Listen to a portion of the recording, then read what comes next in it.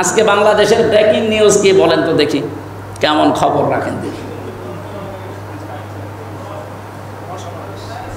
চরমনার পীরের যে মহাসমাবেশ চলছে, এখানে যতগুলো মানুষ বক্তব্য দিয়েছে সবচাইতে ফোকাস আকারে ব্রেকিং নিউজ হিসাবে আপনি টিভিতে দেখেন, এটাই যাচ্ছে।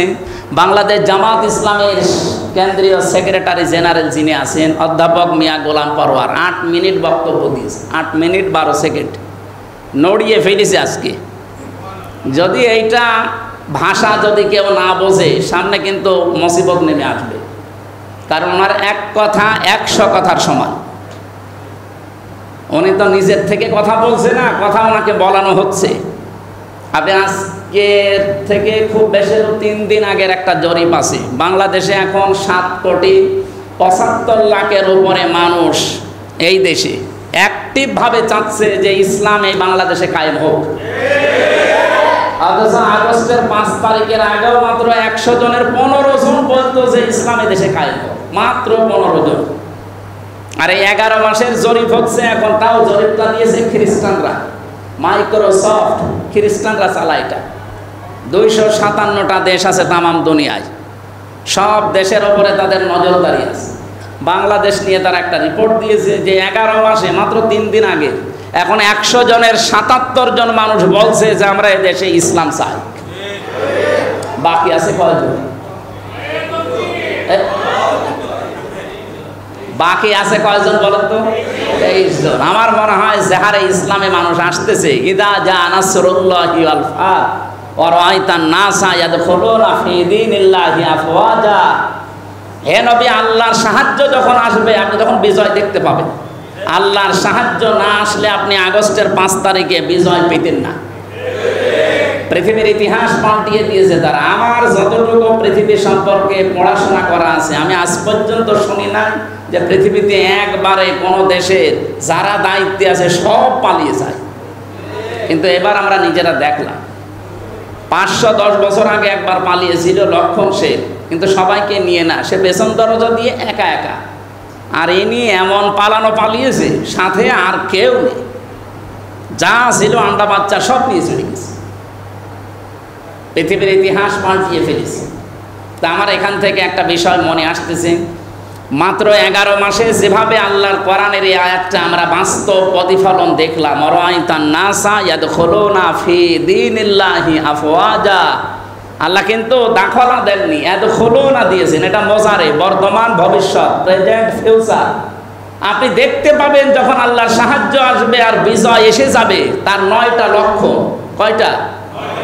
এর প্রথম লক্ষণ হচ্ছে ওয়ারাইতান নাসা ইয়াদখুলুনা ফি দীনিল্লাহ। দলে দলে পালে পালে মানুষ দেখবেন আল্লাহর ইসলামে প্রবেশ করছে। আমি 11 মাসে প্রায় 27টার উপরে হিন্দুই মুসলমান বানিয়েছি, আর বাকি কত মানুষ মুসলমান তো আরো মুসলমান হয়ে গেছে। তারও আমার মতো হাজার হাজার লক্ষ লক্ষ হামজা কাজ করতেছে সারা বাংলাদেশে, দিনের জন্য, ইসলামের জন্য খেদমত করছে, তাদের হাতেও আসতেছে। কত মানুষ নিজের বিবেকের তাড়নায় চলে আসতেছে। কিছুদিন আগে আমি এই যে যশোরে এক অধ্যাপক, বিসিএস ক্যাডার, ওনারে বললাম যে স্যার, আপনার মুসলমান হওয়া লাগবে না, আপনাকে আমি শুধু আমার ধর্মের গ্রন্থ কোরআন শরীফ বাংলা আর ইংরেজি ভার্সনটা তুলে দিচ্ছি, আপনি একটু বুঝে বুঝে পড়বেন, আপনার মুসলমান হওয়ার দরকার নেই। আপনি শুধু 3 মাস একটু ভালোভাবে পড়বেন, একটু বুঝে বুঝে, আপনি তো আরবি পারেন না, শুধু বাংলা আর ইংরেজি পড়েন, একটু ভালো করে বুঝে বুঝে পড়বেন। উনি 3 মাস পরে দেখি নিজেই মুসলমান হয়ে গেছে। আমি এরকম একটা তথ্য 18 সালে দিয়েছিলাম যে আমেরিকার প্রেসিডেন্ট, ওনার নাম হচ্ছে টনি বেলোয়া, নাম শুনেননি? ওনার এক শালিকা ছিল, ছোট শালিকা, ইংল্যান্ড, লরেন বুথ। এই মহিলা ইরানের তেহরান বিমানবন্দরে এসেছিল ওই সময়। এসে উনি মুসলমানকে ডাক দিয়ে বলেছে, আমি মুসলমান হব না, কিন্তু আমি ইসলাম জানতে চাই, অথেন্টিক ইসলাম জানা যাবে, কি পড়লে আপনি সেইটা দিন। মুসলমান তাকে কোরআন শরীফ, তাফসির, হাদিস দিয়েছে। উনি 3 বছর একাধারে লেখাপড়া করার পরে বুঝে বুঝে পড়ে লাল দাগ দিয়েছে 53 জায়গায়।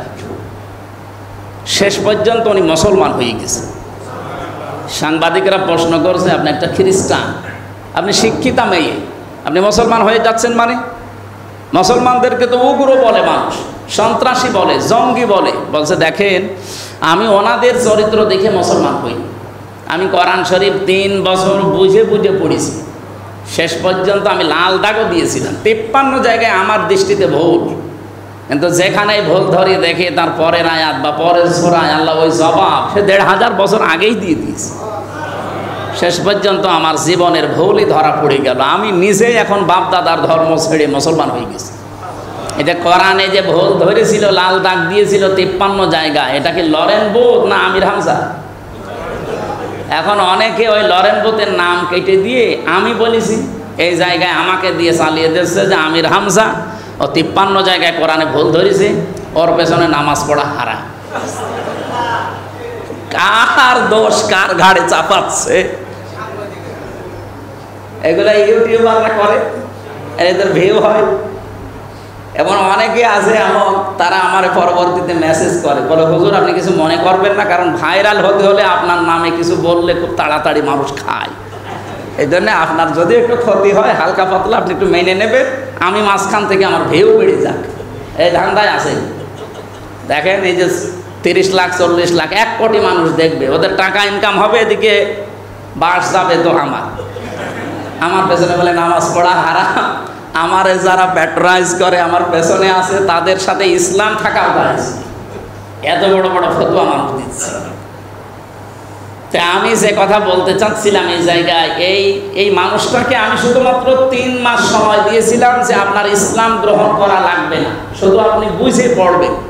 ওনার বিবেকের তাড়নায় উনি 3 মাসে অলরেডি মুসলমান হয়ে গেছে। উনি নিজে, ওনার স্ত্রী, 2টা মেয়ে, ওনার মেয়ের 2টা জামাই, সব মিলে মুসলমান হয়ে গেছে। আল্লাহ তাদের হেদায়েতের ওপর রাখুক, বলেন আমিন। যে 9টা নিদর্শন আপনারা পাবেন বা দেখতে পাবেন, তার একটা আমরা তো পেয়েই গেছি। দলে দলে মানুষ আসতেছে, কোথায় 15 জন, কোথায় 77 জন। আপনি যেতে দেন আর 2-3 মাস দেখবেন দলে দলে মানুষ আসতে আসতে 77 না 100 জনের 100 জন মানুষ বাংলাদেশে বলবে আমরা ইসলাম চাই।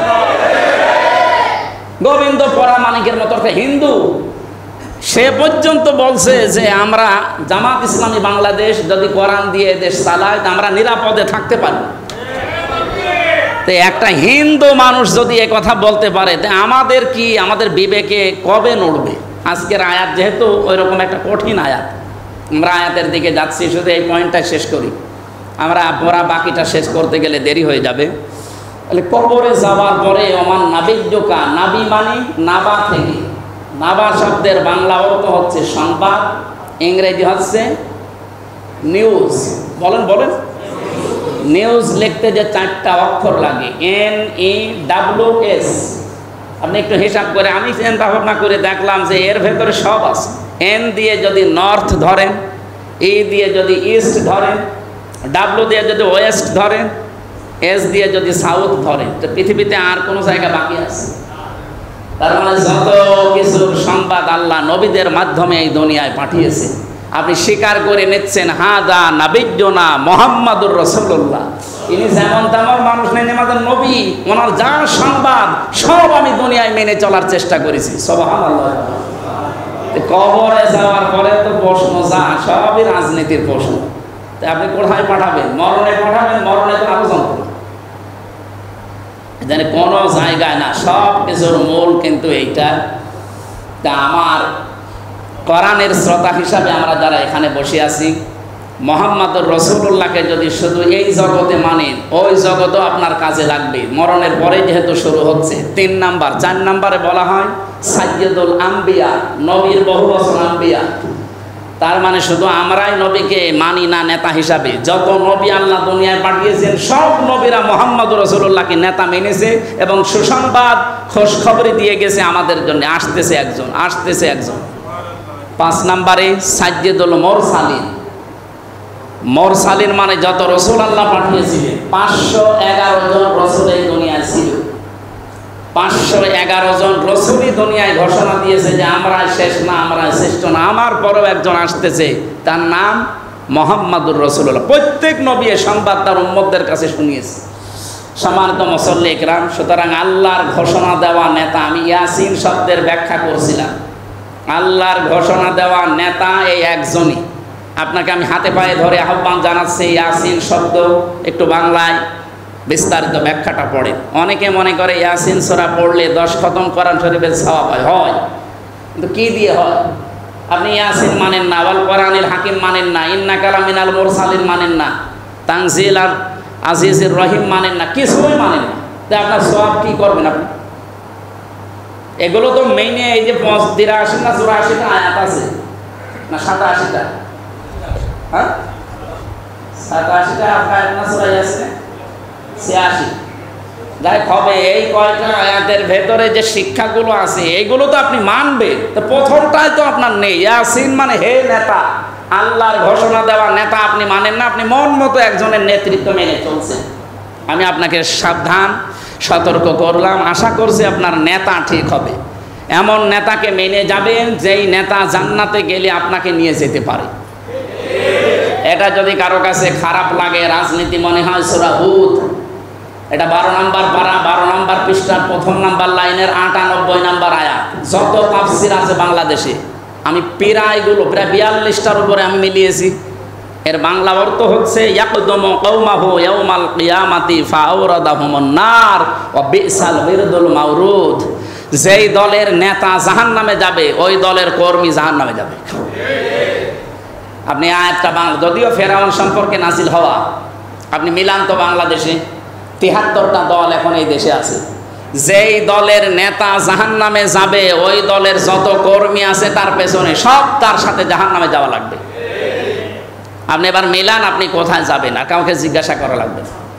আমি এমন নেতার পেছনে ঘুরি যার দিনের চরিত্র একরকম, রাতের চরিত্র আর এক রকম। এরকম নেতা দেশে নেই। আমি আর নিচে নামলাম না।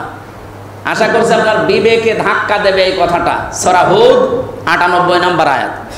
কোরআনের আয়াত দিয়ে ধাক্কা দেওয়ার পরেও যদি কারো কিছুই মনে না হয়, ওর কলব মনে হয় মরে গেছে। আমার সূরা বাকারার যে 74 নম্বর আয়াত দিয়েছে, এই আয়াতের ভেতরে কি আছে দেখেছেন? ইহুদিদের কিছু কথা ছিল আগে। আল্লাহ রাব্বুল আলামিন বলেন, সুম্মা কাসাত কুলুবুকুম মিন বাদি যালিকা ফাহিয়া কাল হিজারাতি আও আশাদ্দু কাসওয়া। হে নবী, এই মানুষগুলোর অন্তর পাথরের ন্যায়। প্রথমে আল্লাহ বললেন পাথরের ন্যায়, পরে বললেন আও আশাদ্দু কাসওয়া, অথবা পাথরের চাইতেও শক্ত হয়ে গেছে। আমরা শানে নজলে এবং ঐতিহাসিক প্রেক্ষাপটে যাব, আগে বাংলাটা বলি। ওয়াইন্না মিনাল হিজারাতি লামা ইয়াতাফাজ্জারু মিনহুল আনহার। আপনি দেখবেন অনেকগুলো পাথর এমন আছে যার থেকে নদী নহর প্রবাহমান, মানে নহর বের হয়, পানি বের হয় সেখান থেকে। ওয়াইন্না মিনাল হিজারাতি ওয়াইন্না মিনহা লামা ইয়াশাক্কাকু ফায়াখরুজু মিনহুল মা। এমন অনেক পাথর দুনিয়ায় আছে যেগুলো ফেটে যায় এবং সেখান থেকে পানি বের হয়ে আসে। ওয়াইন্না মিনহা লামা ইয়াহবিতু মিন খাশিয়াতিল্লাহ। এমন অনেক পাথর আপনি পাবেন যেগুলো আল্লাহর ভয়ে পতিত হয় এবং খসে পড়ে। আমাল্লাহু বিগাফিলিন আম্মা তা'মালুন।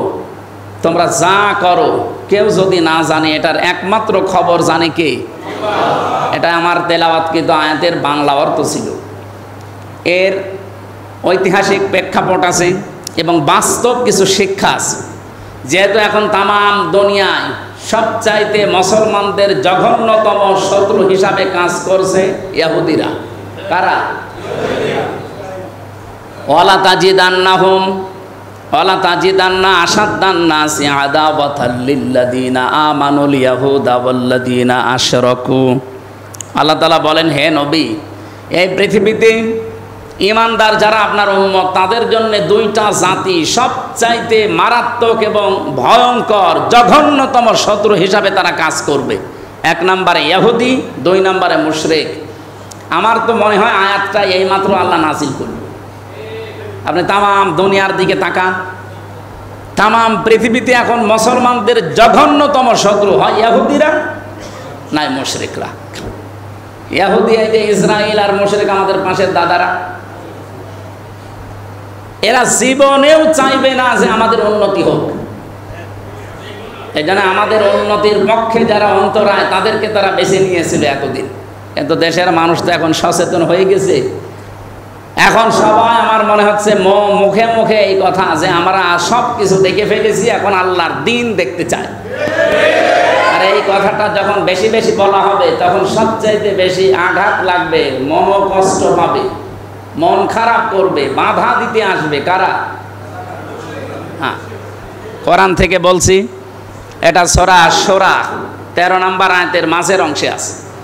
আল্লাহ রাব্বুল আলামিন বলেন, আন আকিমুদ্দিন ওয়ালা তাতাফাররাকু ফি, আমার দিন কায়েম করো, এর ভেতরে কোনো মতপার্থক্য করবা না, এখানে কোনো ফতোয়াবাজি চলবে না। সারা দেশে এখন অন্তত কিছু বাদ দিয়ে প্রায় সব মানুষ যারা ইসলামী মাইন্ডের আলেম ওলামা সবাই বলছে আমরা সব দেখেছি 54 বছরে, এবার আমরা দিন দেখতে চাই।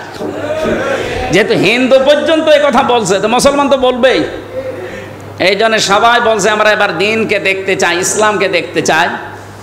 আল্লাহ বলেন, হে নবী, আপনি যেদিকে মানুষকে ডাকেন যে দিন কায়েম করো, কাবুর আলাল মুশরিকিনা মা তাদউহুম ইলাই, আপনি দেখবেন এই দিকে ডাকলে সবচাইতে বেশি মন খারাপ হবে মুশরিকদের।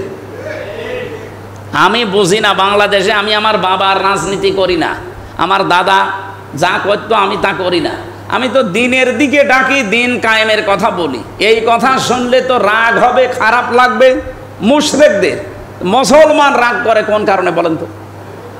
আপনি কি মুশরিক? আপনার রাগ হয়, আপনি কি মুশরিক? আল্লাহ বলছেন কাবুরা আলাল মুশরিকিনা মা তাদউহুম ইলাই, যে দিন কায়েমের কথা শুনলে রাগ করবে। হে নবী, আপনি যেদিকে মানুষকে ডাকছেন এই ডাকে তো সবাই সাড়া দেবে না, আর রাগ হবে মুশরিকদের। আর আমি এখন দেখতে পাচ্ছি দিন কায়েমের কথা বললে বাংলাদেশে রাগ হয় নামধারী মুসলমান মুনাফিকদের। আমার যারা বিরোধিতা করে, যারা উল্টাপাল্টা পেছনে লাগে, দেখেন সবগুলো আমি হিন্দুদের পাই, সব মুসলমান। এরা কি মুশরিক নাকি? এমনও সিদ্ধান্ত নিয়েছে, আমারে আপনারা জানেন বাংলাদেশ জামাত ইসলামী থেকে এই আসনের জন্য নমিনেশন ঘোষণা দিয়েছে। এর আগ পর্যন্ত, এই যে গত মাসের 25 তারিখে দিয়েছে, এর আগ পর্যন্ত একটা কথা আমার বিপক্ষে আমি তো নিজে শুনিনি। কাটিং কোটিং করে ছাড়তো সেটা আলাদা, আর এখন যে ডাইরেক্ট বলছে হারাম, আমার মনে হয় এখন বলছে হামজার পেছনে নামাজ পড়া হারাম, কয়দিন বলবে ওর পরিবারে বিয়ে দেওয়া হারাম। তখন আমার 3টা মেয়ে, কি করবো বলেন? মুসিবতে আছে। যা ফতোয়া আরম্ভ করেছে, কয়দিন পরে আমার মনে হয় এই ফতোয়া আসতেছে, কারণ এত বড় বড় মুফতি দেশে। এতদিন তো কোনো ফতোয়া দিলেন না। আমি তো সে 11 সাল থেকে ওয়াজ করছি, কোনো দিন কিছু বললেন না। হঠাৎ করে এই 1 মাসে আপনার কি মাথা খারাপ হয়ে গেল? আমি তো এই 1 মাসের ভেতরেও আমার বাবার কথা বলি নাই, দাদার কথাও বলি নাই, দিন কায়েমের কথাই বলেছি। কারণ আমি দেখতে পাচ্ছি যে দিন কায়েম না থাকার কারণে এদেশে ইসলাম মানা সম্ভব হচ্ছে না। আমি 3টা বছর জেলে জীবনও থাকতাম না, যদি দিন কায়েম থাকতো 3 দিনও আমার জেলে থাকা লাগতো না। প্রমাণ হয়ে যেত, প্রমাণ করে আমার বের করে দিত। ইসলাম আসলে এটাই হবে, আপনি 50 বছর জেলে পয়সে মরবেন জীবনও না। যখন আসবে বিচার হবে, সঙ্গে সঙ্গে প্রমাণ হয়ে যাবে, হয় ফাইনাল, না আপনাকে ছেড়ে দেবে। আপনাকে বসিয়ে বসিয়ে যে এই যে আরামে খাওয়ানো লাগবে। আর 27 বছর পড়ে আছে জেলখানায়। সুইডেন আসলাম ছিল 27 বছর, কিছুদিন আগে বেরিয়েছে। মকিম গাজীও 40 বছর আছে। ওনার আমি একদিন জিজ্ঞাসা করলাম যে ভাই আপনার কয় বছর জেল? 167 বছর। 167 বছর আপনার জেল, আপনি কবে বের হবেন? কয় বছর আছে? 40 বছর হয়েছে। ওনার বয়স খুব বেশি হলো কত? 65 বছর হবে। তার মানে মনে হয় 25 বছর ঢুকেছে, এখন 40 বছর জেলখানায় আছে। ও যদি পুরা জেল খেটে বের হওয়া লাগে, ও কবরে যাবে, আবার জীবিত হবে, আবার জেলে আসবে, তাও শেষ হবে না জেল। তো ইসলামের বিচার তো এইটা না। ইসলাম যদি আসে, আমাকে যে মিথ্যা মামলা দিয়েছিল আমি নাকি আনসারুল্লাহ বাংলা টিমের প্রধান, আর আমার সাক্ষী ছিল চোরাহাসের 2 জন দোকানদার।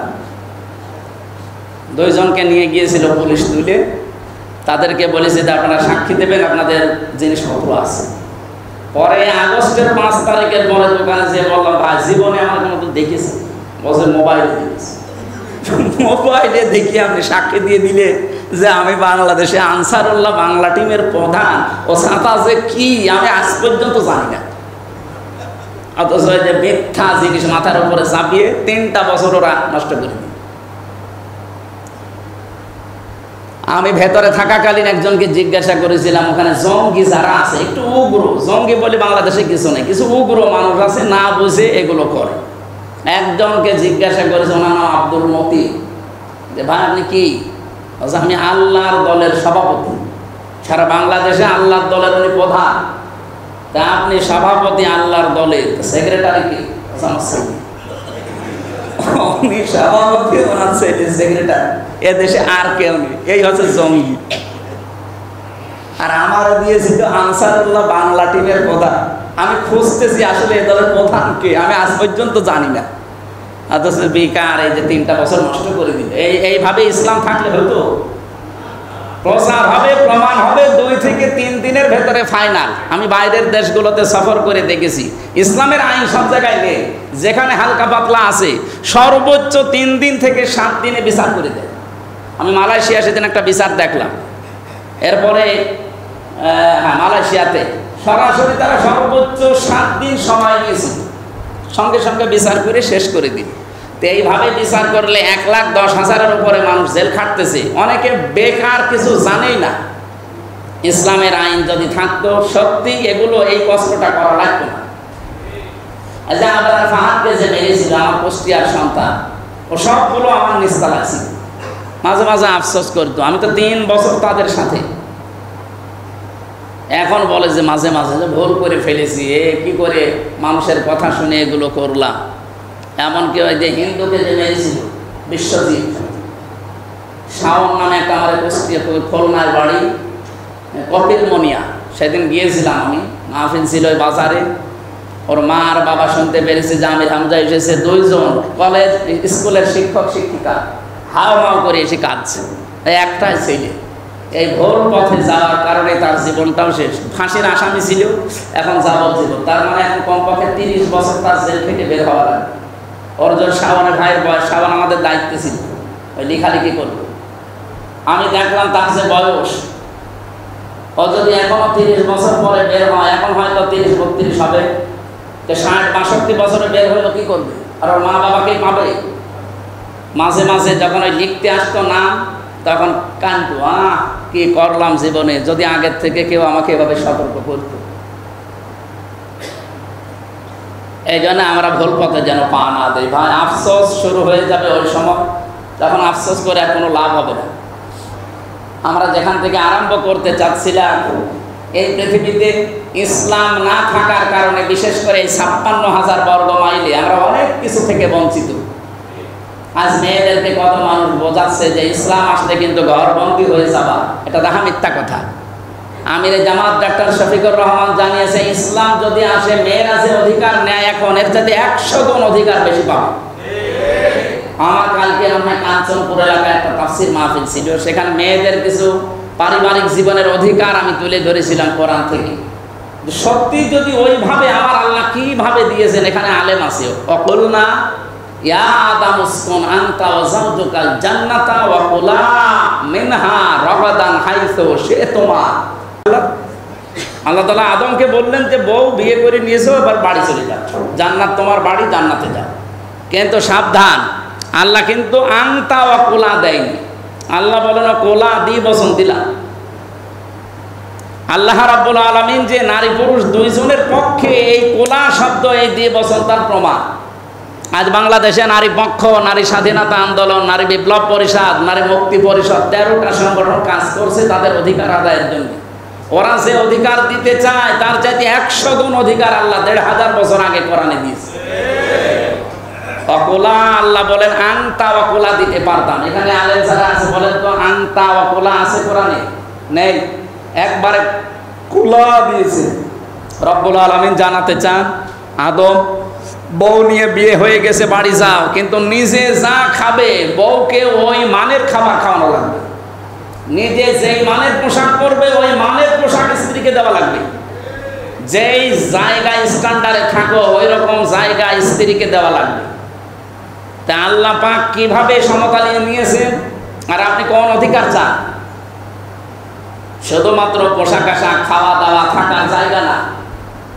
রাগাদান হাইসু শিতুমা, স্ত্রীকে নিয়ে ঘরের ভেতরে যে একবার তালাবদ্ধ করে রাখবা না, সব জায়গায় যেখানে ইচ্ছা যাও, যা ইচ্ছা খাও, কিন্তু সাবধান, ওয়ালা তাকরাবা হাদিহি শাজারাতা ফাতাকুনা মিনাজ জালিমিন, ওই গাছটার কাছে যাবে না, গেলে কিন্তু দুইজনে জালেম হয়ে যাবে। এখান থেকে কয়েকটা শিক্ষা আমি তাফসির থেকে পেয়েছি। এক নম্বরে আমি আলেমদেরকে বলছি, নারী অধিকারের পক্ষে আমার আল্লাহ কিভাবে শব্দ চয়ন করে কোরআনে লাগিয়েছে আপনি দেখেন।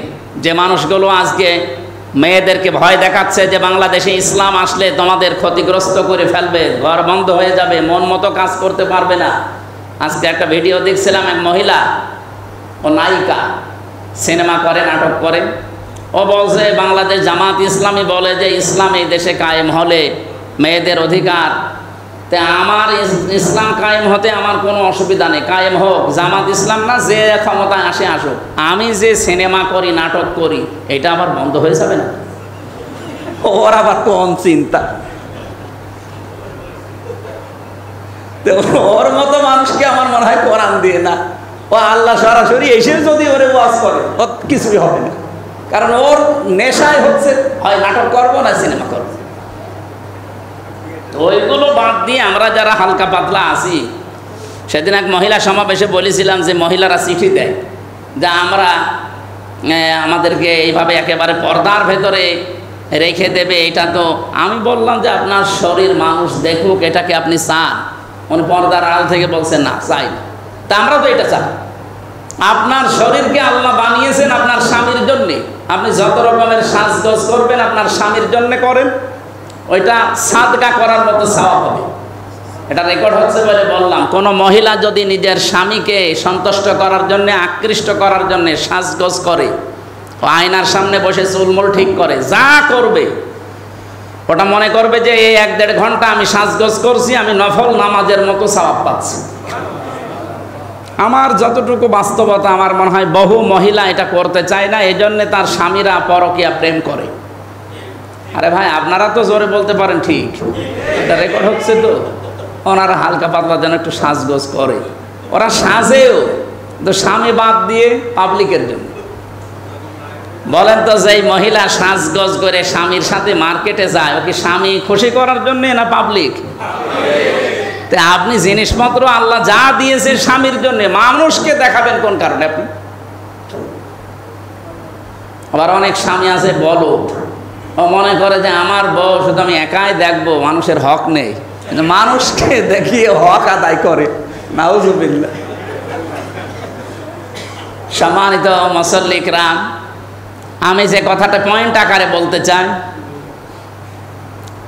মেয়েদের যে সম্মান মর্যাদা আমরা যদি বোঝাতে পারি, সম্মানিতা মা এবং বোনেরা, আপনারা যারা এই ভুল পথে আছেন বা ভুল ভাল আপনাকে বোঝায় যে ইসলাম আসলে এই হবে এই হবে, না, আপনি চাকরি করতে পারবেন, ব্যবসা করতে পারবেন, আপনার যা ইচ্ছা সব পারবেন, শুধু পর্দায় থাকা লাগবে।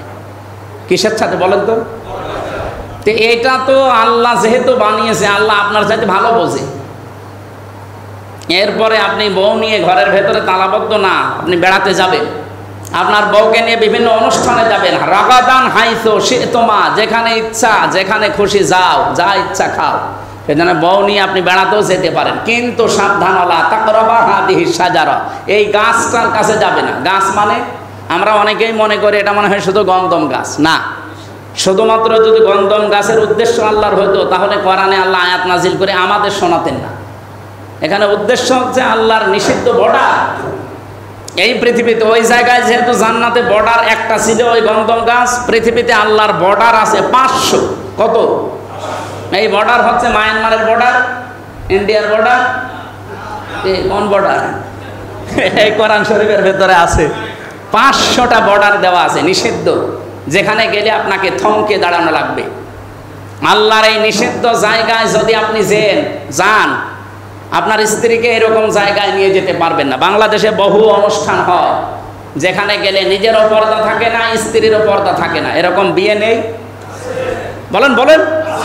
এরকম আত্মীয় স্বজনের বাড়ি নেই? এরকম মেলা নেই? এরকম দোকানও আছে। সুতরাং এইরকম জায়গায় যাওয়া যাবে না যেখানে গেলে নিজেরও পর্দা থাকে না, স্ত্রীরও পর্দা থাকে না। এটা আল্লাহর বর্ডার। আমরা এই বর্ডারটা একটু মেনে চলার চেষ্টা করছি, এবং ওই বর্ডারগুলো যদি রাষ্ট্রীয়ভাবে আমরা এই যে 500 আইন কায়েম করে দিতে পারি, আপনি গণনা করতে পারবেন না, আপনাকে ওই বর্ডারই বাধা দেবে। ভারতের বর্ডার পার হতে গেলে যেমন পাসপোর্ট আর ভিসা ছাড়া গেলে আপনাকে গুলি করে মেরে ফেলবে অথবা জেলখানায় নিয়ে যাবে, ঠিক আমার আল্লাহর 500 বর্ডার রাষ্ট্রীয়ভাবে যখন ইসলাম চলে যাবে, কায়েম হয়ে যাবে, আপনি গণনা করতে ইচ্ছা করলেও পারবেন না। গণনা করতে আপনার ইচ্ছা হবে কিন্তু আপনি পারবেন, ওই যে বর্ডারগুলো আপনাকে বাধা দেবে। আপনি ইচ্ছা করছে ভারতে যেতে, পাসপোর্ট নেই, ভিসা নেই, যেতে পারবেন? বলেন বলেন, বাধা দিচ্ছে কিসে? বর্ডারে। কিসে? আল্লাহর ওই বর্ডারগুলো আমরা রাষ্ট্রীয়ভাবে কায়েম করে দিতে চাই, একটা দুইটা না, 500টায়। আল্লাযীনা ইম্মাক্কান্নাহুম ফিল আরদি আকামুস সালাহ ওয়া আতাবুজ যাকাহ ওয়া আমারু বিল মারুফ ওয়া নাহাউ আনিল মুনকার। আমার ইমানদার বান্দাদের যদি রাষ্ট্রীয় ক্ষমতা দান করি, তাদের প্রথম কাজ তারা নামাজের বিল আনবে, নামাজ কায়েম করে দেবে দেশে। 2 নম্বরে তারা যাকাত ভিত্তিক অর্থনীতি কায়েম করবে, তারা ভালো কাজ আইন পাশ করে জারি করবে, আর অন্যায় কাজ আইন পাশ করে তারা বন্ধ করে দেবে। তো আমরা তো এইটাই চাই। জামাত ইসলামী বাংলাদেশ রাষ্ট্রীয় ক্ষমতায় যাক, এটা আমিও চাই। যারা যেতে চান যান, কিন্তু এই 4টা কাজ কোরআন দিয়ে করা লাগবে। কিন্তু আপনাদের বিশ্বাস আমরা করবো কি করি? 54 বছর তো কোনোদিন শুনি না যে ইসলামের বিরুদ্ধে আইন পাশ হবে বলে কেউ ক্ষমতায় গেছে। প্রত্যেকেই বলে যায় যে একটা আইনও ইসলামের বিপক্ষে যাবে না, কিন্তু যাওয়ার পরে ইসলামে আইন তুলে দেয়। এই জন্য বারবার যেহেতু ধোঁকা খেয়েছি, আর কেউ কথা, একটা কবিতা আছে, কেউ কথা, আমার মনে হয় ইসলাম কথা রাখবে ইনশাআল্লাহ। বলেন বলেন। আমার জেলখানার 3 বছরের প্রত্যেক দিন এই মসজিদে বসে বলছি, প্রতিদিন তাহাজ্জুদের নামাজের আমার শেষ কথা এটা ছিল, আল্লাহ বের হতে পারবো কিনা জানি না, কারণ ওরা যে মামলা দিয়েছে, বহু মানুষের জেলখানায় মরে গেছে। আমার যদি মরণ থাকে জেলখানায় মরে যায়, যাক, যদি বাঁচিয়ে রাখো, চোখে যেন আমি অন্তত দেখতে পাই যে 56,000 বর্গ মাইল কোরআন দিয়ে চলছে। আমার মনে হয় 75 জন আর 76 জন আলেম আমরা ছিলাম। প্রত্যেক দিন এই যে 1.5 ঘন্টা 2 ঘন্টা কান্নাকাটি করতো তাহাজ্জুদের নামাজে, 1.5 2 3 পারা করে পড়তাম। এদের চোখের পানি একেবারে আল্লাহ নষ্ট করে দেবে না, কারণ আল্লাহ পাক বলেন, আমি ইমানদারদের কোনো কিছু নষ্ট করি না। যদি আল্লাহ কবুল করে থাকে, আমার তো বিশ্বাস 100% যে সামনে আমি দেখতে পাবো যে বাংলাদেশ কোরআন দিয়ে চলছে। আরে বর্ডারগুলো যখন আপনি দেখবেন যে বর্ডার সব ঠিকঠাক মতো কাজ করছে, আপনি অন্যায় করতে ইচ্ছা করলেও পারবেন না। হযরত ওমর রাদিয়াল্লাহু তাআলা আনহু একটা কাহিনী এখানে পড়লাম। উনি রাষ্ট্রের দায়িত্ব পালন করে বাড়িতে আসলেন, এশার নামাজের পরে ঘরে ঢুকলেন, দেখলেন বারান্দায় একটা মাসুম বাচ্চার লাশ। উনি বললেন, আমার দেশে কোরআনের আইন চলে, আর এখানে মাসুম বাচ্চার লাশ, তারপরও টুকরা টুকরা করে রেখেছে। উনি টুকরাগুলো গুনলেন, গণনা করে দেখলেন 12 টুকরা। একে আশ্চর্য হয়ে গেলেন, তদন্ত কমিটি গঠন করলেন যে ধরো কারা এই কাজ করেছে। সর্বশেষ পাওয়া গেল 3 দিন পার হয়ে গেছে, কেউ আসে না। উনি চিন্তায় খাওয়া দাওয়া বন্ধ করে দিয়েছে, যে কি আমার দেশে একটা মাসুম বাচ্চা এইভাবে টুকরা টুকরা হয়ে যাবে আমার ঘরের বারান্দা, আর আমি বিচারই করতে পারি না, তা আমি তো এই জায়গায় থাকারই অযোগ্য। হঠাৎ একটা যুবতী মেয়ে তার বাবাকে সহ রাজ দরবারে হাজির, ডাক দিয়ে বলে, খলিফাতুল মুসলিমিন, 3 দিনের ভেতরে আপনার যে খাওয়া দাওয়া বন্ধ হয়ে গেছে, যে কারণে, সেই কারণ আমি। এই ছেলেটা আমার, আমি নিজে ওকে টুকরা টুকরা করেছি। হযরত ওমর ডাক দিয়ে বললেন, মেয়ে কি বলো, তোমার মাথা ঠিক আছে? সব আমি বুঝে শুনে বলছি, এই যে আমার বাবা সাক্ষী। বাবা সাক্ষী, বাবাকে সহ এসেছে, নিজের ছেলে নিজে জবাই করলে তো 12 টুকরা, আর জায়গা পাইলে না আমার বাড়ির বারান্দা রেখে গিয়েছে। তোমার উপর এখন যে শরীয়তের বিধান আছে মানুষ হত্যা করার, এইটা করব। মেয়েটা বলছে, আমি কোরআনের হাফেজা, আপনি বিচার করবেন করেন, কিন্তু কেন আমি এই কাজ করলাম এইটা আপনাকে আগে জানা লাগবে। আমি 3 দিন পরে কেন আসলাম এইটা আপনাকে জানা লাগবে। 1 নম্বরে, আমি আমার বাবাকে নিয়ে পাহাড়ি এলাকায় থাকতাম, জঙ্গল এলাকায়। 3টা যুবক ছেলে, ওরা শিকার করতে গিয়ে শেষে আমারে দেখতে পেয়ে যৌবনের তাড়নায় আমার বাবাকে গাছে বেঁধে রেখে আমার সম্ভ্রম নষ্ট করে। আমারে মেরে ফেলে, আমি গর্ভবতী হয়ে যাই শেষ পর্যন্ত। এখন সন্তান পেটে আসার পরে আমি চিন্তা করেছি সন্তানের তো কোনো দোষ নেই, কিন্তু ওর বাবার তো ঠিক নেই। বাবা কয়টা? কমপক্ষে 3টা। বাবা যদি একটার বেশি 3টা 4টা হয়, ও কি বৈধ সন্তান না অবৈধ? আর অবৈধকে আমরা জারজ সন্তান বলি। কোরআনে কারিমে জারজ সন্তানদের প্রায় 13টা কর্মনীতি আছে, যে যারা জারজ হবে পৃথিবীতে এরা এই কাজগুলো একটা একটা করে করে। সূরা কলমের দেখবেন 13 নম্বর আয়াতে আল্লাহ টাচ দিয়েছেন, উতুল্লিম বাদা যালিকা জানিম। হে নবী, যারা কোরআনের বিপক্ষে অবস্থান নেয় আপনি দেখবেন এগুলো জারজ সন্তান। এই আশঙ্কায় তাকে দুনিয়া থেকে শেষ করে দিয়েছি। পরবর্তীতে আমার এই 3 দিনের ভেতরে মনে মনে করলাম যে আমি যদি ধরা না পড়ি বেঁচে গেলাম। বারবার একটা অজানা টেনশন আমাকে তাড়িয়ে বেড়ায় যে আমি মানুষ হত্যাকারী। দুনিয়ায় যদি এই হত্যার বিচার না হয়, কিয়ামতের দিন আল্লাহ কোনো অপরাধের বিচার দুনিয়ায় যদি না হয় ওইটা ডবল করে বিচার করবে। তা আমি তো অপরাধ করেই ফেলেছি, অন্তত বিচারটা হওয়া দরকার। যেখানে সেখানে গেলে তো বিচার পাবো না। এ কারণে আপনার বাড়িতে আমি রাতের বেলা গোপনে বারান্দায় রেখে গেছি, বিচারটা যেন পাই। তো এখান থেকে যাবার পরে আমার মন বারবার বলছিল যে বেঁচে গেলাম, ধরতে না পারলে অসুবিধা নেই। তো তাড়িয়ে বেড়াচ্ছে কোরআন আমার পেছনে যে বিচার হওয়া লাগবে, বিচার হওয়া লাগবে। শেষ পর্যন্ত বিবেকের তাড়নায় চলে এসেছি, আপনি আমার বিচার করেন তাড়াতাড়ি। উনি বললেন ঠিক আছে বিচার হবে। হঠাৎ দেখলেন 3 জন যুবক এসে গেছে। ওরা এসে বলছে খলিফা বিচার ওনারটা করার আগে আমাদেরটা করেন, কারণ মেয়েটার দোষ না, দোষ আমাদের। আমরা যৌবনের তাড়নায় শয়তানের প্ররোচনায় পড়ে এই কাজ করেছি, বিচারটা যদি করাই লাগে তা আমাদের করেন। উনি বললেন 3 দিন আসলেন না কেন? তোমাদের জন্য আমার খাওয়া দাওয়া পর্যন্ত বন্ধ হয়ে গেছে। ওরা বলছে আমরা এতদিন মনে করছিলাম যে ধরা যখন পড়ি নাই মনে হয় বেঁচে গেলাম, কিন্তু কোরআন আমাদেরকেও তাড়িয়ে বেড়াচ্ছে যে দুনিয়াতে যদি এই বিচারটা না হয় কিয়ামতে আল্লাহ বিচার করলে ডবল বিচার করবে। এই জন্য তাড়াতাড়ি করে বিচার শেষ করেন। উনি 4 জনের বিচার করে দিলেন। শেষে এই ঘটনার সামারাইজ একটা শিক্ষা নিয়ে এসেছি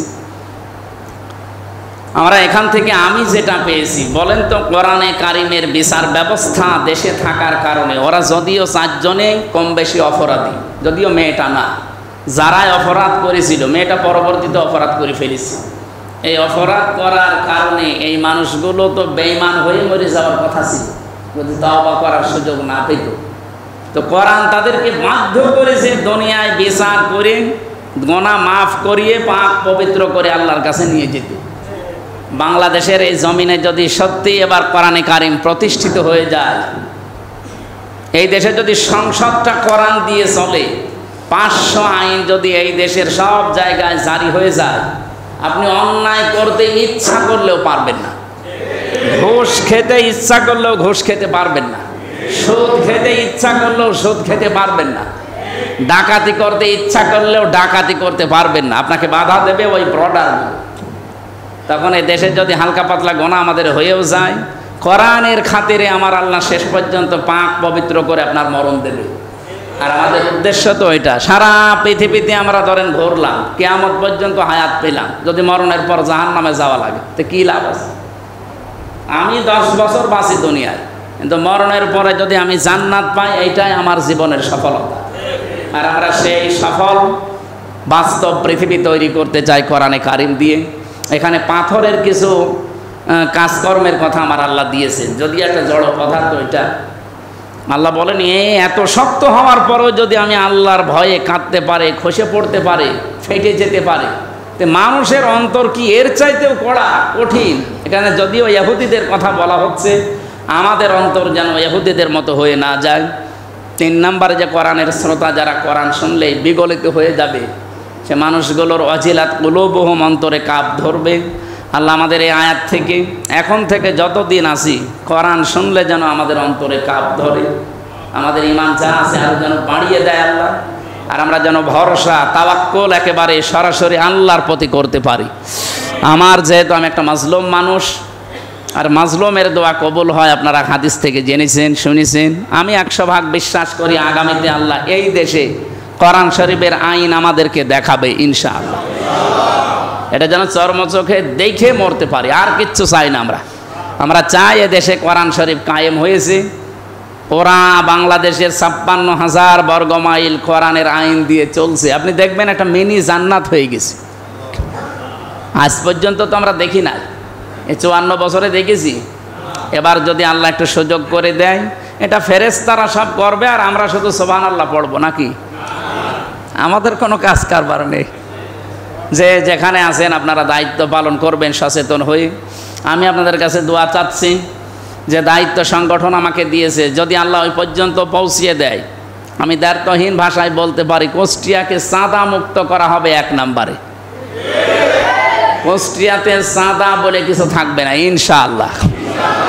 2 নম্বরে যতগুলো প্রতিষ্ঠান এই কুষ্টিয়া জেলার ভেতরে আছে, অন্য জেলার কথা বাদ দিলাম, যত বাজেট আসবে, হাজার হাজার কোটি টাকা বাজেট হয় এক একটা এমপির আন্ডারে।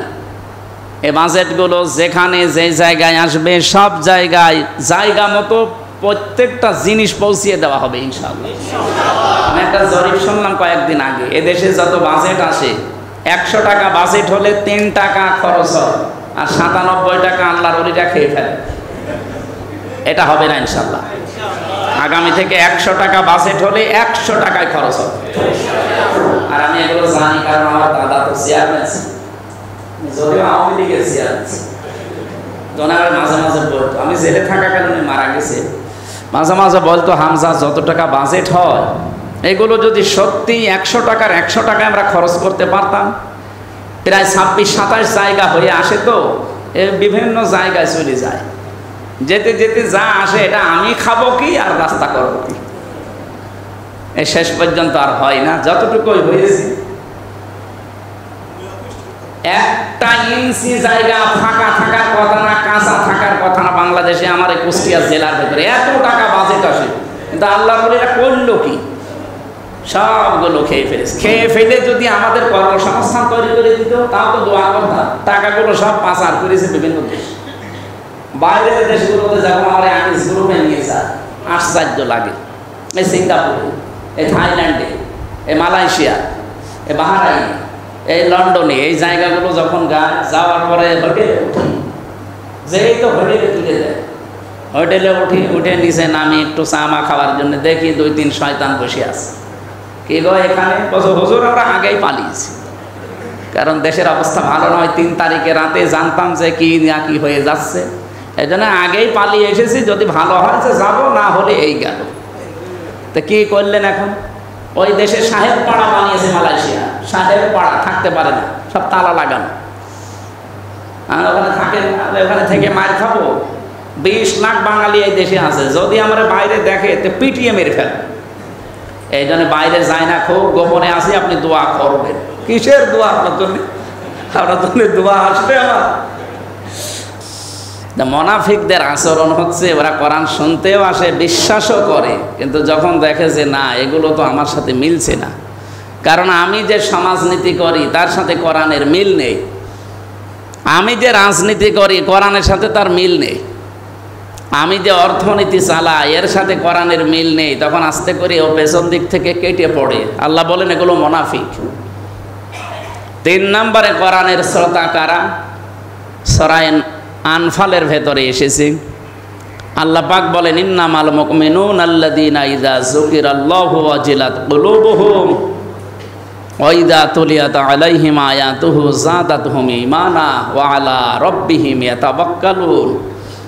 আমি আল্লাহর দৃষ্টিতে মুমিন তো তারা যাদের সামনে আমার নাম উচ্চারণ হলে ওদের অন্তরাত্মা কেঁপে ওঠে। ওয়াজিলাত কুলুবুহুমের ব্যাখ্যায় আমি পেয়েছি, মানুষের বাম স্তনের 2 আঙ্গুল নিচে একটা গোস্তের টুকরা আছে, এটা কাঁপ ধরবে। 2 নম্বরে আপনার পশমগুলো খাড়া হয়ে যাবে। 3 নম্বরে মনের ভেতর একটা অনির্বচন শোক আপনি পাবেন। কি বললাম? একটা অনির্বচন শোক আপনি পাবেন। এটা কিনতে পাওয়া যায় না, এটা আল্লাহ পাক শুধু বান্দাকে দান করেন, যে মানুষগুলোর অন্তরাত্মা আল্লাহর কথা শুনলে কেঁপে ওঠে। ওয়াইদা তুলিয়াত আলাইহিম আয়াতুহু যাতাতহুম ঈমানা, তাদের সামনে আল্লাহর আয়াত যখন তেলাওয়াত করা হয়, ব্যাখ্যা করা হয়, তাদের ঈমান যা ছিল ওটা আরো বেড়ে যায়। কোরআনে কারিমে সূরা মায়েদার 83 নম্বর আয়াতে এটা পেয়েছি আমি।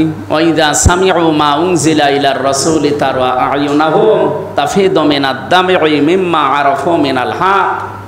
হে নবী, আপনি যখন তেলাওয়াত করবেন, যারা আপনার কণ্ঠে কোরআন শুনবে, ওরা যখন দেখবে এই বিষয়গুলো উপলব্ধি করতে পারবে, আপনি দেখবেন ওদের চোখ বেয়ে বেয়ে অটোমেটিক পানি পড়ছে।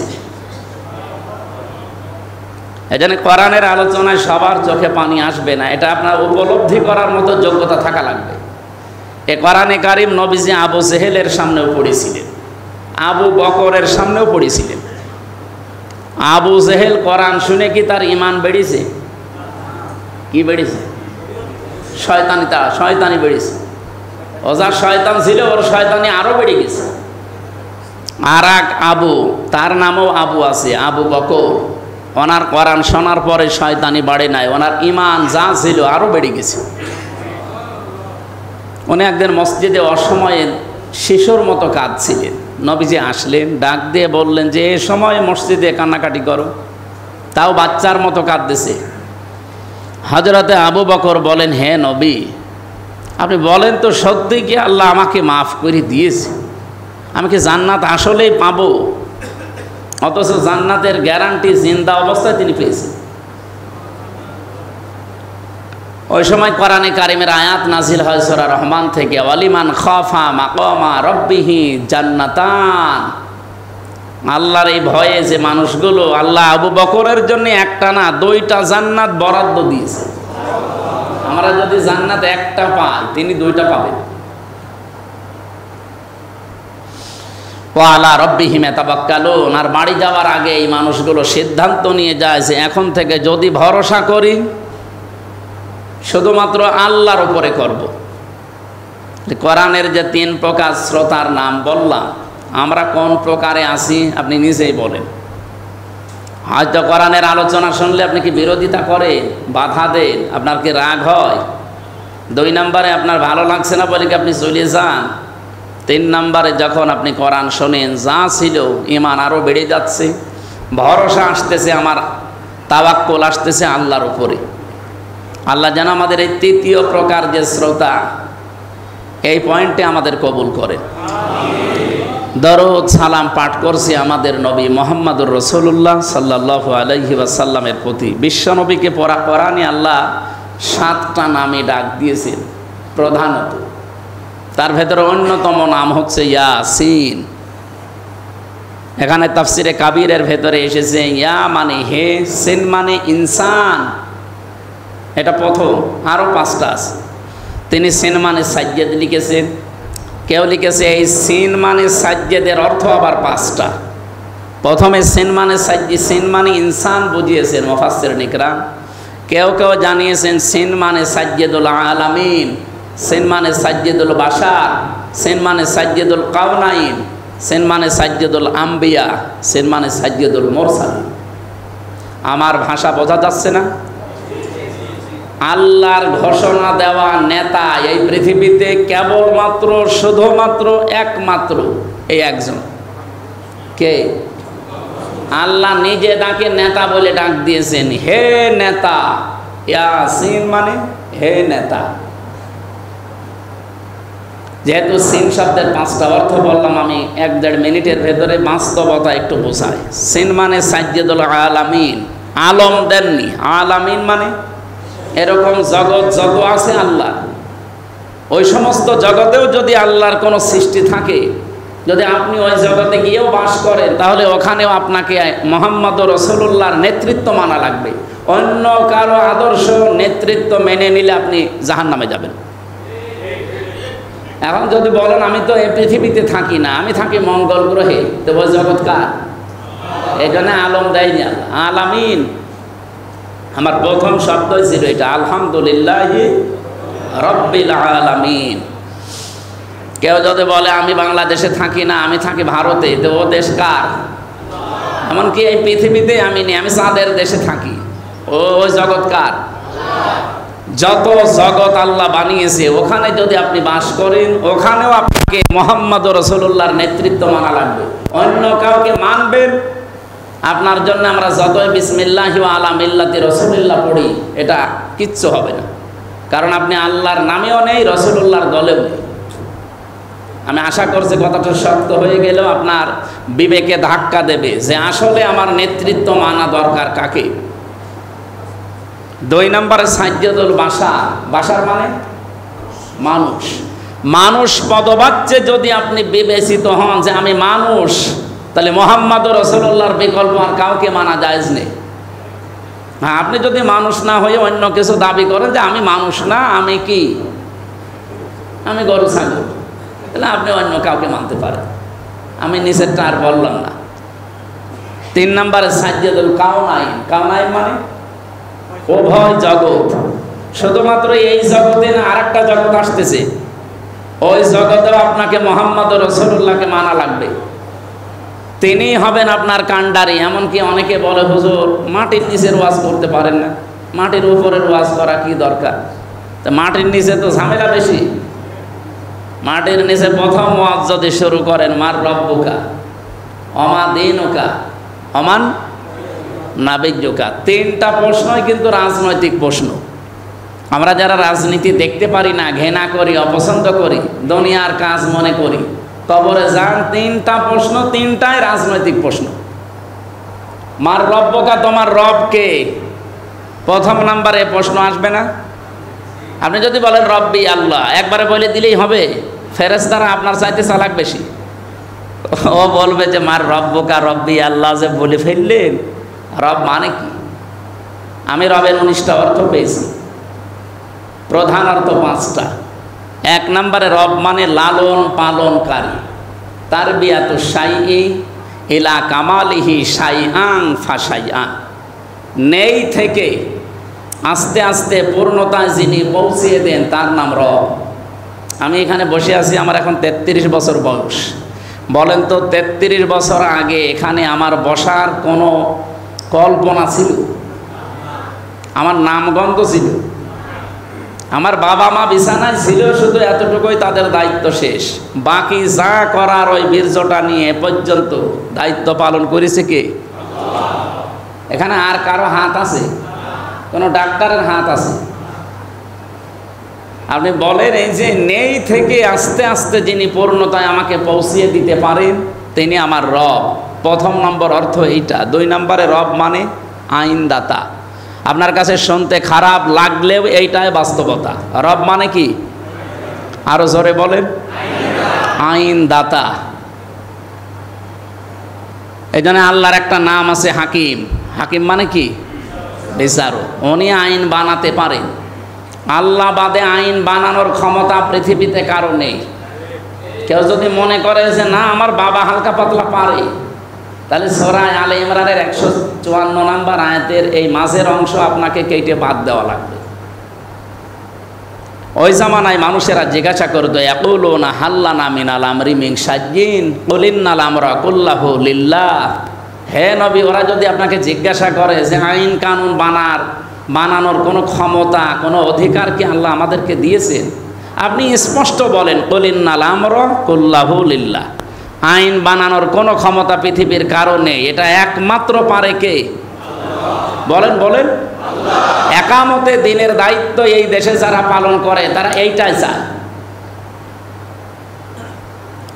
আল্লাহর কসম এই মসজিদে বসে বলছি, তারা এইটাই চায় যে জমিন আল্লাহর, এখানে আইন কোনো বাবার, কোনো স্বামীর, কোনো চাচার, কোনো খালুর চলবে না। আলা আলাহুল খালকু ওয়াল আমর, যিনি বানিয়েছে সিদ্ধান্ত চলবে তার। এইটার বিরুদ্ধে যদি কেউ অবস্থান নেন, এই আয়াত কেটে বাদ দিতে পারবেন আপনি? কিন্তু এর পক্ষে কথা বললে আপনারা বিভিন্ন নাম যে দিয়ে দেন যে আমরা ধর্ম ব্যবসায়ী, আমরা রাজনীতি করি দুনিয়ায়, আমরা পথভ্রষ্ট হয়ে গেছি, আমরা ক্ষমতা লোভী। আমার মনে হয় নবী এখন বেঁচে থাকলে আপনি নবীকেও এরকম কথাই বলতেন। বিশ্বনবী যে রাষ্ট্রপতি ছিলেন এ বিষয়ে কারো মতপার্থক্য আছে? সন্দেহ আছে? উনি 10 বছর একাধারে রাষ্ট্র চালিয়েছিলেন। কয় বছর? তো উনি রাজনীতি না করলে আন্দাজে রাষ্ট্রপতি হলেন কি করে? আমরা একটা হাদিস মাঝে মাঝে শুনি বিভিন্ন মসজিদে। হাদিস হচ্ছে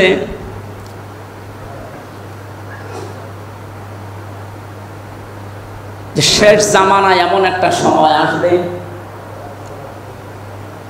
মাংতা মাসসাকা বিসুন্নতি ইনদা ফাসাদি উম্মতি ফালাহু আজরু মিয়াতি শাহিদ। শব্দের দিকে খেয়াল করে করে পড়ে, আলেম আছে এখানে। মাংতা মাসসাকা বিসুন্নতি, এক আলিফ টান আছে। ইনদা ফাসাদি উম্মতি, এখানেও এক আলিফ টান আছে। পৃথিবীতে এমন একটা সময়, এমন একটা জামানা আসবে যে জামানায় আমার উম্মতেরা যদি একটা মরা সুন্নাতকে জিন্দা করতে পারে, ফালাহু আজরু মিয়াতি শাহিদ, তার আমল নামায় 100 গলা কাটা শহীদের সওয়াব দান করা হবে। আমরা এখানে দাঁড়িয়ে যে শব্দটা শাহিদ, এটা যদিও এখন অনেকে বিভিন্ন জায়গায় ব্যবহার করেন, এটা কত দামি শব্দ আপনি কি কোনোদিন কল্পনা করেছেন? শহীদ কি এটা? খালি যার তার নামের আগে লাগিয়ে দিলেই হয়। আমি একবার ব্রাহ্মণবাড়িয়া থেকে আসছি, আমার সিলেটে মাহফিল ছিল, আমার কুমিল্লায় যাওয়া লাগবে। ব্রাহ্মণবাড়িয়ার ওই যে বিশ্ব রোড, ওখান থেকে যাওয়ার সময় দেখি বিশ্ব রোডের পাশে একটা কবর, ওখানে একটা সাইনবোর্ড লাগানো, কবর আছে কিনা জানি না, সাইনবোর্ডে লেখা আছে শহীদ শ্রী ধীরেন্দ্রনাথ দত্ত। আমি নাম শুনেই মনে করলাম যে ও শহীদ যে কয় নাম্বার, ও মনে হয় সাদার টাকা ভাগাভাগি করতে গিয়ে মরে গেছে শহীদ। আগস্টের 5 তারিখের পর থেকে 112 জনের উপরে যে মরে গেল বিভিন্ন কারণে, এদের নামে আপনি দেখবেন বিভিন্ন জায়গায় অনেকে শহীদ বলে। এরা কি একটাও দেশের জন্য মরেছে? আগস্টের 5 তারিখের আগে বা 5 তারিখ থেকে এই জুন মাসের 28 তারিখ পর্যন্ত 112 জন মারা গেছে। হয় সাধারণ টাকা ভাগাভাগি করতে গিয়ে মরে গেছে, অথবা দলীয় কোন দলে মরে গেছে। বলেন এটাকে আপনি যদি শহীদ লাগিয়ে দেন, এ তামাশা করা হবে না? আপনি জানেন শহীদ কি? আল্লাহ রাব্বুল আলামিন কোরআনে কারিমে সূরা বাকারা 154 নম্বর আয়াতে একেবারে দ্ব্যর্থহীন কণ্ঠে ঘোষণা দিয়েছেন, ওয়ালা তাকুলু লিমা ইউকতালু ফি সাবিলিল্লাহি আমওয়াত বাল আহইয়াউ ওয়ালাকিন লা তাশউরুন। তুমি একা না, ওয়ালা তাকুলু, এটা বহু বচন, তোমরা কেউ এই কথা বলবা না যে যারা শহীদ হয়েছে তারা মরে গেছে, না, বাল আহইয়াউন, বরং তারা জীবিত। তোমরা টের পাও না। তাই এতটুকু আল্লাহ যদি বলতেন তাহলে আমাদের মুখের উপরে নোটিশ দেওয়া হতো, যে তাদের মুখের উপরে নোটিশ করলাম এ কথা বলবি না যে যারা শহীদ তারা মরে যায়, না। আল্লাহ এতটুকু শেষ না করে আবার আরেকটা কথা বললেন, আমরা যেন অন্তরে ধারণাও না করি, ওয়ালা তাহসাবান্নাল্লাযীনা কুতিলু ফি সাবিলিল্লাহি আমওয়াতা বাল আহইয়াউন ইনদা রাব্বিহিম ইরযাকুন। যারা শহীদ হয় তাদেরকে এ ধারণাও করা যাবে না যে মরে গেছি, বরং তারা জীবিত এবং আমি আল্লাহ নিজে তাদেরকে রিজিক দেই। কত বড় কঠিন কথা আপনি চিন্তা করেছেন। মুখে তো বলাই যাবে না, অন্তরে ধারণাও করা যাবে না, এত দামি জিনিস শহীদ। এইরকম শহীদদের মর্যাদা যে 6টা আছে হাদিসের ভেতরে, আমার উদ্দেশ্য ওইটা না। আমি উদ্দেশ্য হচ্ছে 100 এরকম গলা কাটা শহীদের সওয়াব আপনি পাবেন যদি একটা মরা সুন্নাতকে এই ফিতনা ফাসাদের জামানায় চিন্তা করতে পারেন। তো এখন মরা সুন্নাত কোনটা? আমি বসে বসে চিন্তা করলাম যে মরা সুন্নত কোনটা, যেটা একবার চলে না। দেখি তো, টুপি মাথায় দেওয়া, এটা মরা সুন্নত না। কেউ দেয় কেউ দেয় না, এটা কি মরে গেছে? এখানে আপনি তাকান, আমার মনে হয় যাতে 100 জন মানুষ থাকে অন্তত 80 জন মানুষের মাথায় টুপি আছে, 20 জন নেই। এটা কি একদম মরে গেছে? মরে যায়। জোব্বা গায়ে দেওয়া মনে করেন একেবারে সুন্নত, সুন্নতি ধরলাম, এটা কি মরে গেছে? দাড়ি রাখা সুন্নত, এ কি মরে গেছে? কেউ রাখে কেউ রাখে না। খাবারের পরে মিষ্টি খাওয়া সুন্নাত, এও কি মরে গেছে? এমনকি অনেকে কোনো সুন্নত যদি জীবনে না মানে, এটা মানে, মানে খাবারের পরে মিষ্টি খাওয়া সুন্নত, আরও খাবার চাই।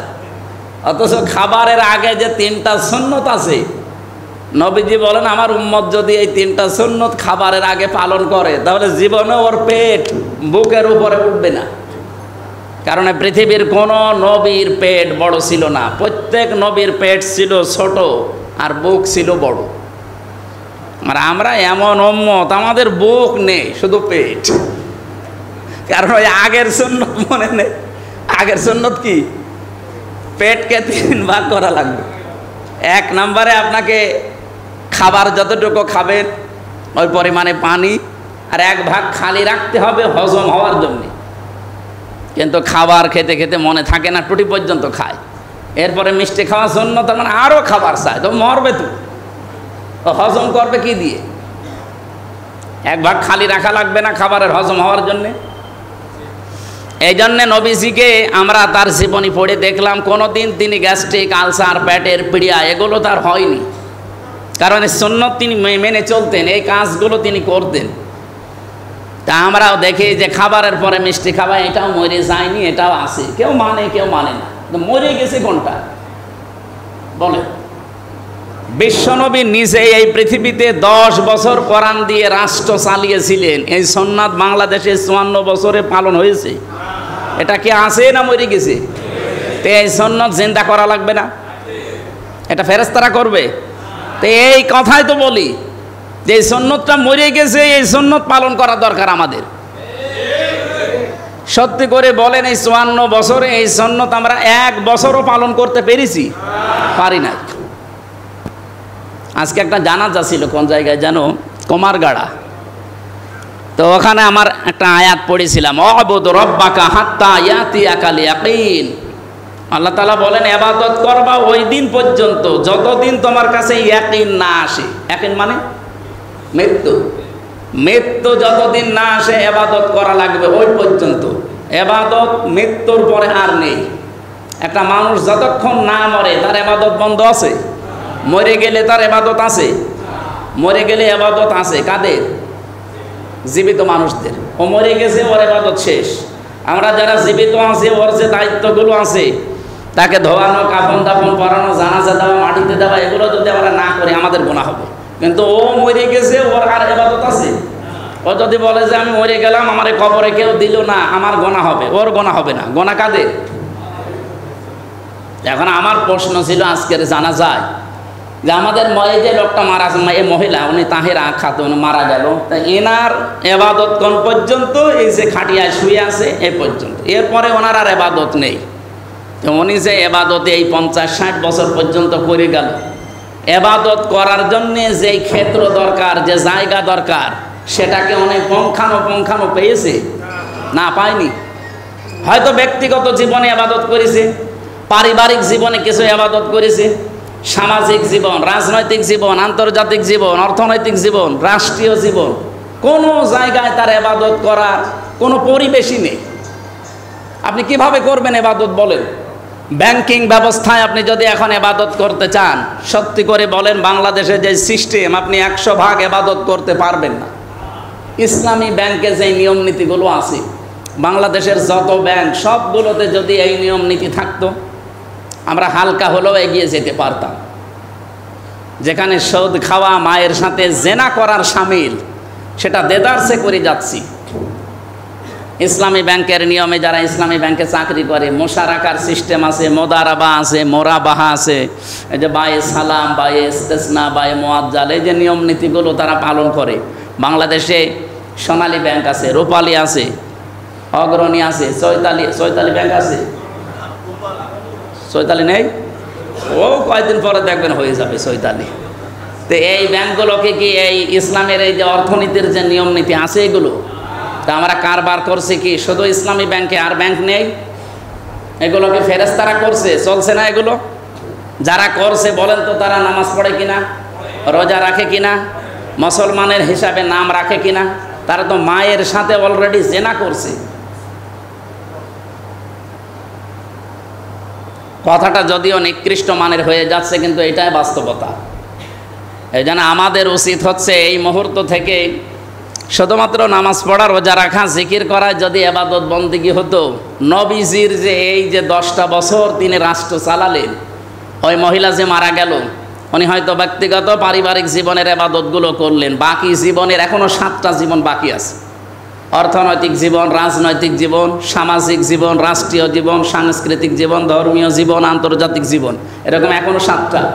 উনি তো জীবনের কোনো ক্ষেত্রে আর ইসলামকেই মানতে পারেন না, অন্তত এই দেশে। তো উনি এখন মারা গেল, কি জবাব দেবে কবরে?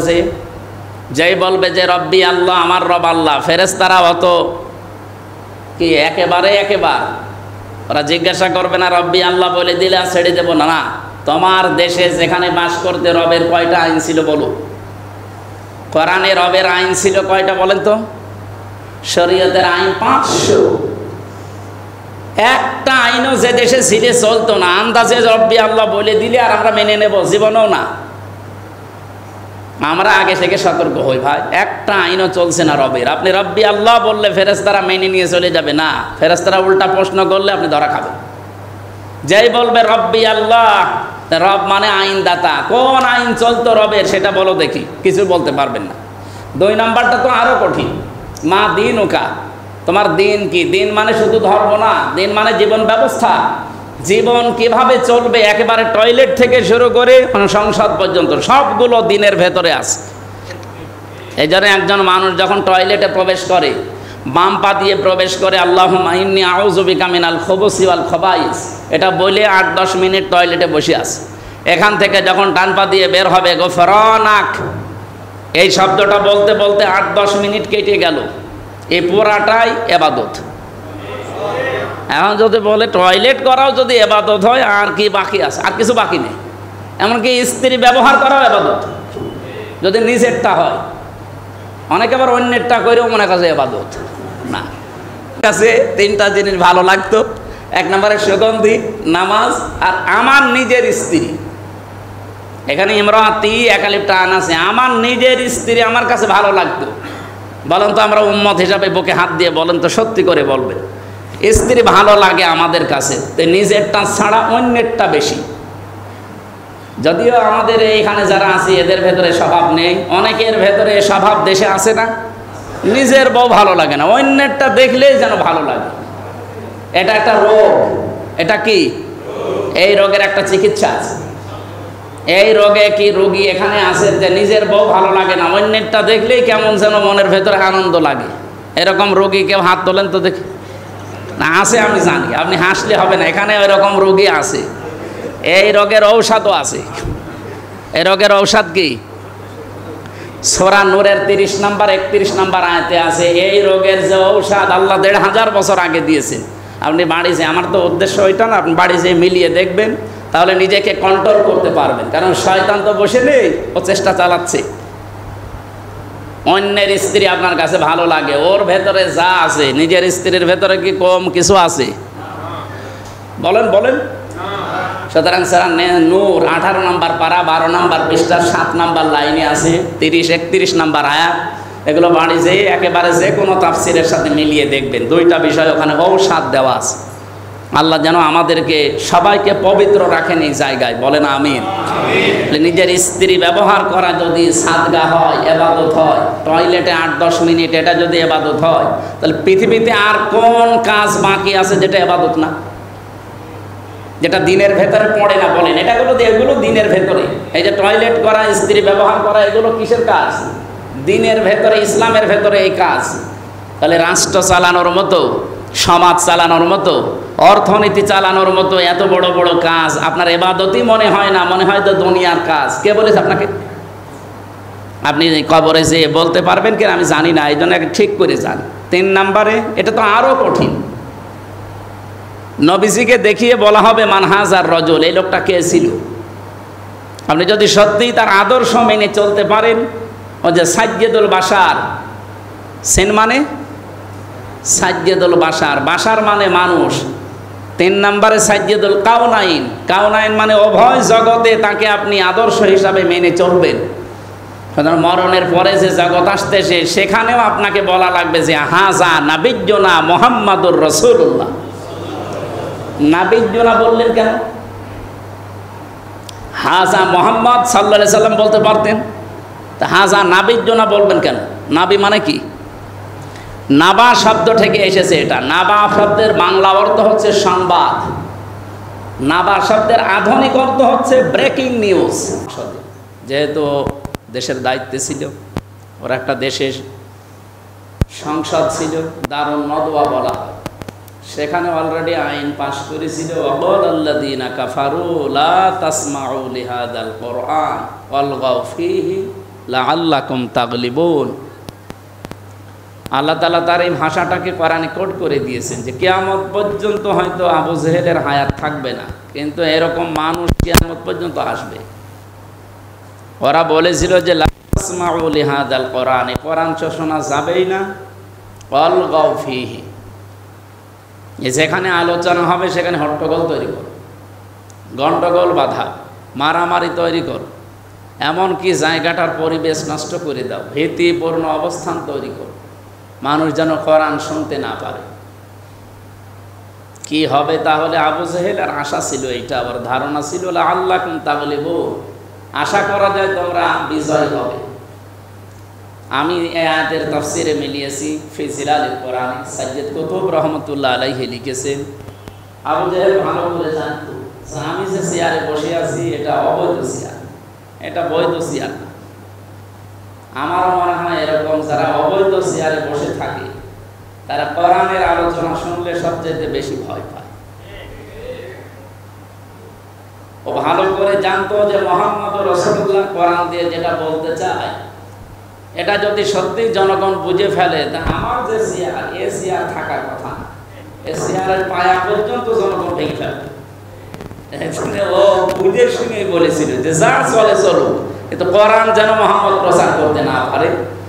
শুধু এতটুকুই যদি বলে শেষ করে দিত, ওয়ালগাউ ফীহি দিয়েছে যে ওখানে হট্টগোল কথা, পরিবেশটা এমন তৈরি করো যেন মানুষ শুনতে না পায়।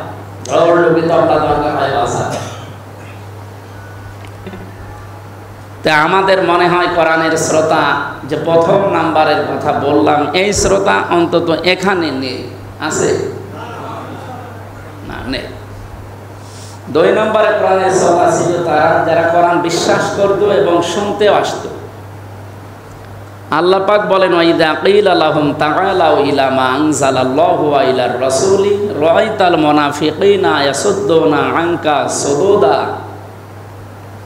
সূরা নিসার ভেতরে এসেছে 61 নম্বর আয়াতে, হে নবী আপনি যখন তাদেরকে বলবেন আসো আল্লাহর কোরআনের দিকে, আমার আদর্শের দিকে আসো, তখন আপনি দেখবেন যারা মুনাফিক, মনের ভেতরে যাদের দুর্বিসন্ধি আছে, এই মানুষগুলো শুনতেও আসবে, বিশ্বাসও করবে, তো যখন দেখবে যে না এগুলো তো আমাদের প্র্যাকটিক্যাল লাইফের সাথে মিলছে না, আমি যা চলি সেই চলার গতি মন্থর করে দেবে, ও তখন আস্তে করে পেছন দিক থেকে কেটে পড়বে। এইরকম শ্রোতা মনে হয় এখানে আছে 2-1টা। এখন আপনি দেখেন যে মানে ভালো লাগছে না এই বলে চলে যায় কে? আমার মনে হয় এখন আর কেউ যাবে না, যদি যায় তাহলে সে কি মুনাফিক না। জরুরি যদি হয় আপনার এমনি প্রাকৃতিক যে প্রয়োজনগুলো আছে এগুলো, অথবা অনেকের বিভিন্ন কাজ জরুরি যদি থাকে, এমনকি বিভিন্ন মানুষের আবার নেশা থাকে, মানে বিড়ি না খেলে ওরে আপনি বাঁচাতে পারবেন না, এইরকম কোনো মুসল্লি যদি থাকে তো অন্তত বিড়ি খেয়ে আবার চলে আসবেন। আসবেন তো? হ্যাঁ চলে আসবেন, একেবারে চলে যান না, 2 টান মেরে আবার চলে আসবেন না। অনেকে এই কথা বলে বিভিন্ন আলোচনায় গেলে, বলে হুজুর আমার খুব জরুরি, কি বাংলায় তো বলতে পারে না, ঠিক আছে যাক কাজ করি আবার চলে আসবে।